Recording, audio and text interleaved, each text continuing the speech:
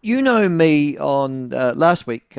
We interviewed the Minister of Broadcasting on the issue of Radio New Zealand in particular, after their ratings had dropped again, and so had their public trust ratings. And the Minister of Broadcasting, Paul Goldsmith, noted that he had sent a letter of expectation to the board, which he expected to be addressed, is that Radio New Zealand needed to improve their listener numbers, their audience essentially after dramatic falls over the last 5 years, and also their trust rating.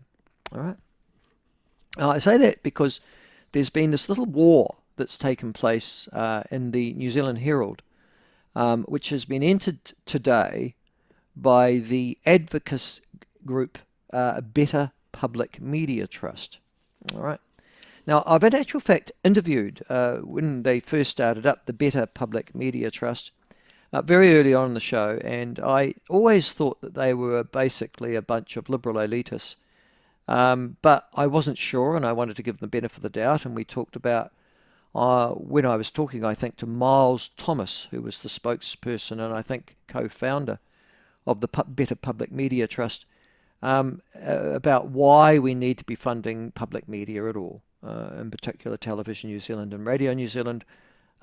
Anyhow, we had that discussion. But earlier this week, in a letter, just a letter, it has to be said, to the New Zealand Herald, a person had created I don't know if there was a fictional or a real character called Keith, who was a tradesman, who never listens to Radio New Zealand, in fact, doesn't even know Radio New Zealand exists, but is still required to pay large sums of taxpayer dollars for Radio New Zealand and TVNZ, I guess news and current affairs as well, to exist at all.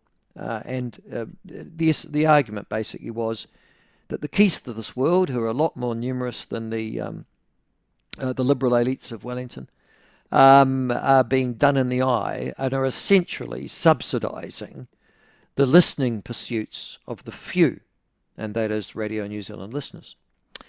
Well, that was the argument that was put forward. Well, today in the New Zealand Herald, Miles Thomas, a trustee of the Better Public Media Trust, has answered that criticism, but in answering it has betrayed the appalling elite liberalism that underpins the robbing of New Zealand taxpayers on an annual basis to support and sustain a failing radio station, i.e. Radio New Zealand, the state broadcaster. And I thought, I wonder what the Better Public Media Trust actually think is a good argument for $65 million a year of money to flow from taxpayers of this country, your and my pockets, to support and sustain what could only be described as a liberal left enclave of public broadcasters. I wonder what the argument would be. Well, now we know, and it's been laid out in print this morning by the New Zealand Herald, and here it goes, something like this. One, these are the reasons why you need Radio New Zealand.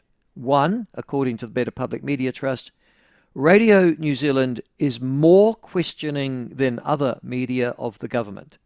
Now, what he means by more questioning is more aggressive in its conduct and its interviews of government ministers than any other media in New Zealand. And this is paraded as a good thing. They then go on to say that they did play this role with Labour, which is a lie. Radio New Zealand were never as aggressive in challenging Labour when they were in power. They were a primary cheerleader of Jacinda Ardern and her politics, and they did not treat her or Chris Hipkins or Labour Party ministers with the same aggression called more questioning that is currently utilised with current centre-right government ministers. That's the first thing. The second is that the suggestion from the Better Public Media Trust is that Radio New Zealand does not play favourites, nor, quote, this is a quote, does it skew left or right? If it skews anything, says the Better Media Public Trust, it skews thoughtful rather than blokey entertainment. Listen, there wouldn't be a person in this country who is dispassionate, so forget politics for a second, who couldn't look at Radio New Zealand and say, that is the primary left Labour Liberal voice in New Zealand's media containment. There's Stuff, there's Newsroom, there's Spin-Off, and there's Radio New Zealand News. There are no conservative voices at Radio New Zealand. They have been expunged and got rid of. The only people who present, and the only people who prepare, and the only people who produce are of their own admission, liberal, left-leaning. All right? So this concept that Radio New Zealand doesn't play favourites is a lie.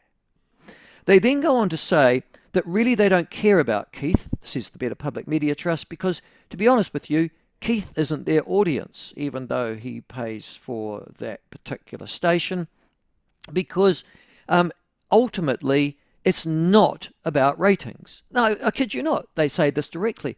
They're not interested in Radio New Zealand's audience dropping again. The whole point, says the Better Public Media Trust, of public media is not actually about audience ratings at all. Radio New Zealand should not, does not, and cannot appeal to everyone. It's not funded by the government to be the junk food of the radio world. And there in it is the primary elitism. So all of New Zealand is meant to pay for the specialist listening of Miles Thomas and his fellow trustees of the Better Public Media Trust. You see what I mean? And the worst part is that what Miles Wallace and all those liberal lubbies don't understand is that if you're losing audience, by definition, you're losing trust.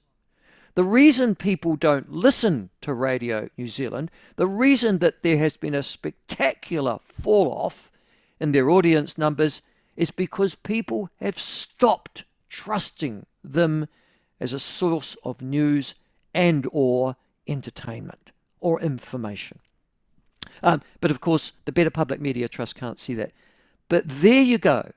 There is the elitist view of those who say, I'm going to rob all of New Zealand for my specialist listening profile. And you should pay because it's good for you.